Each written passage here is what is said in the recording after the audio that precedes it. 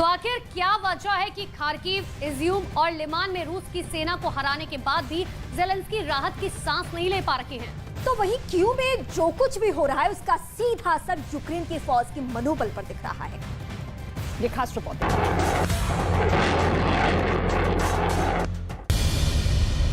Kyiv में 4.5 lakh apartment में बिजली आपूर्ति नहीं हो रही है।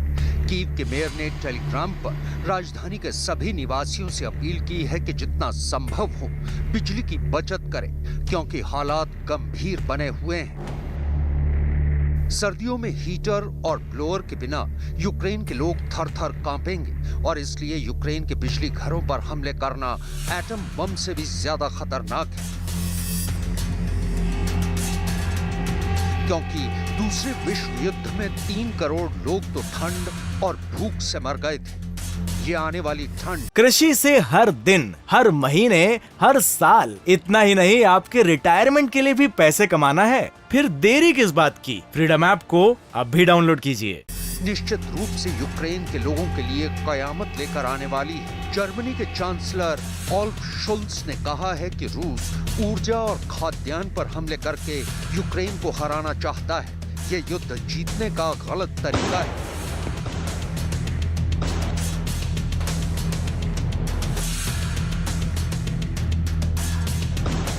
यही वजह है कि खार्किव, इज्यूम और लिमान में रूस की सेना को हराने के बाद और खार्किव में 500 वर्ग किलोमीटर से ज्यादा जमीन दोबारा वापस लेने के बाद ज़ेलेंस्की चैन की सांस नहीं ले पा रहे हैं।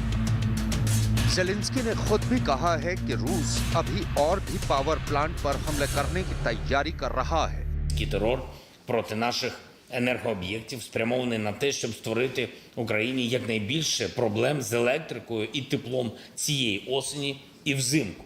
І щоб якнайбільше українців поїхали до ваших країн. Держава-терорист вже погіршила соціальні умови у ваших країнах, але хоче ще погіршити, провокуючи хвилю переселення.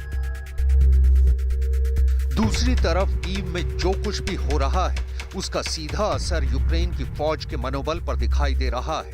कीव के अंदर एक बंकर में मौजूद होने का दावा कर रहे ज़ेलेंस्की खुद पुतिन के हमलों से बौखलाए हुए हैं और यही वजह है कि मोर्चे पर आ रही अच्छी खबरों से भी उनकी बेचैनी दूर नहीं हो रही है। और इस बारे में ज्योतिषियों की राय भी यही है कि एक पखवाड़े में पड़ रहे सूर्य और चंद्र ग्रहण का असर पड़ने जा रहा है।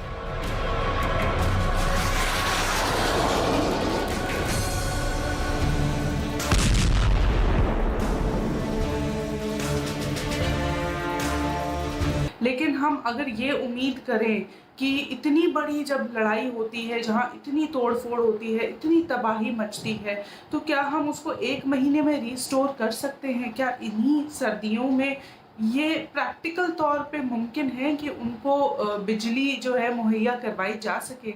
तो 15 दिसंबर के बाद जो है कुछ चीज़ें रिस्टोर होती हुई मुझे ज़रूर दिखती हैं, लेकिन अगर आप कहें कि उससे पहले, तो उससे पहले ये बहुत मुश्किल है। इतना ज़रूर कहा जा सकता है कि चंद्र ग्रहण के बाद जैसे ही सूर्य अपना नक्षत्र बदलेंगे और ख़ास तौर पे 19 नवंबर के बाद जो है ये युद्ध अपनी विराम की तरफ जो है जाता हुआ कुछ कम से कम कुछ चंद महीनों के लिए या साल भर के लिए मुझे बिल्कुल नज़र आता है। संयुक्त राष्ट्र ने ये आंकड़ा दिया है कि यूक्रेन के अंदर रूस के हमले की वजह से 1 करोड़ 40 लाख नागरिकों को पलायन करना पड़ा है। यूक्रेन से भारी संख्या में पलायन के चलते दुनिया में कुल पलायन का आंकड़ा बढ़कर 10 करोड़ 30 लाख से ज्यादा हो गया है। सर्दियों में यूक्रेन में पलायन करने वालों की संख्या और ज्यादा बढ़ सकती है। रूस और यूक्रेन में जारी जंग के बीच पल पल हालात बहुत बदल रहे हैं। इस बीच कादरफ की टुकड़ी ने भी यूक्रेन में भारी जंग छेड़ दी है। और इसी बीच ज्योतिषियों ने दावा किया है कि एक पखवाड़े में पड़ रहे सूर्य और चंद्र ग्रहण का असर युद्ध पर भी पड़ने जा रहा है।